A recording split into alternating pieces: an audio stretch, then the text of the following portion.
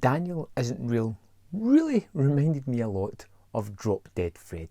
In a similar sort of storyline to that movie, we have Luke here, who as a young boy saw something really traumatic and had this imaginary friend come to him in the form of Daniel, who he spent a lot of his time with in this fantasy world, just having fun and games and doing little rebellious tasks that caused problems for his mother. His mother and father are having a tenuous relationship, which ultimately breaks down when Daniel does something really terrible, and Luke's mother forces him to lock Daniel away in this old house, this toy house that they have, and try to move on with his life. And we jump to years later where Luke has somewhat adjusted to society. His mother has had a mental breakdown and is really struggling with things.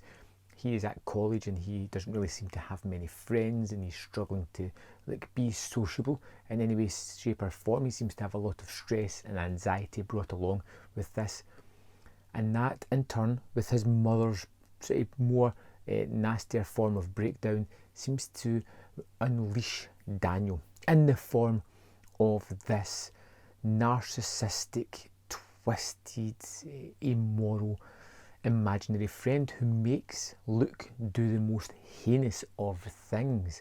And that's where the movie gets really twisted and turns and changes and becomes something else. Because of Daniel, Luke meets Cassie, a young artist who he really has a kind of bond and connection with. But Daniel doesn't really want to share Luke with anybody. He would rather keep him all to himself, and causes Luke to do some really twisted things. I love this movie. I feel that the depictions of both the characters were great, and Daniel does at times feel like a genuine, real person, feels like the person who is in control. And there's a lot to say about the mental breakdown of his mother and the fear of going in that similar path that he has, feels that he's stepped his foot onto. He's seeing a psychiatrist. He feels that he is most definitely following in his mother's footsteps. But it's not all just psychological horror. There is gruesome, visceral action in this as well that is really twisted and gnarly and looks almost very practical in the way it is done, and it is extremely mind-bending and twisted.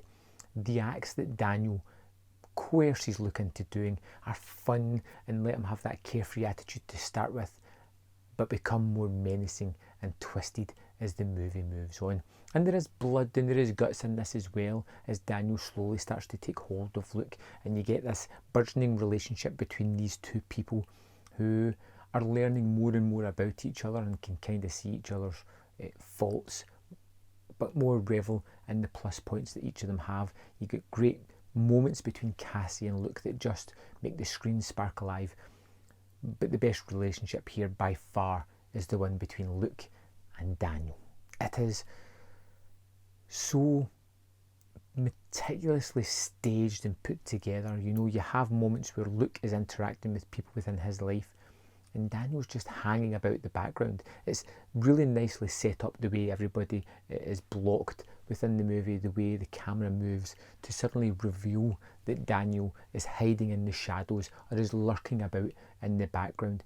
He feels like a constant. Even when you don't see him, you feel his presence within the film as he's constantly shadowing Luke.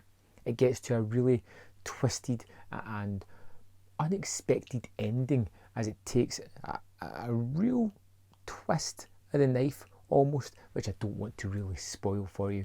But all in, I found the performances here from both Daniel and Luke were terrific. Cassie was great as well.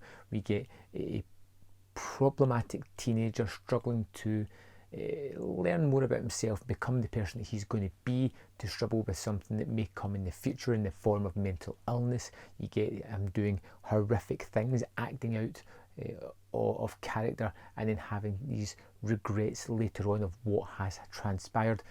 Daniel Isn't Real is really, really good. It's twisted and disgusting at moments. It's fun. You're engaged with the characters. You're drawn into this world, and it is a really interesting world to be drawn into. That has quite a bit to say as well. Daniel Isn't Real is a really fun movie. It's coming out on Blu-ray pretty soon if you're lucky enough to catch it.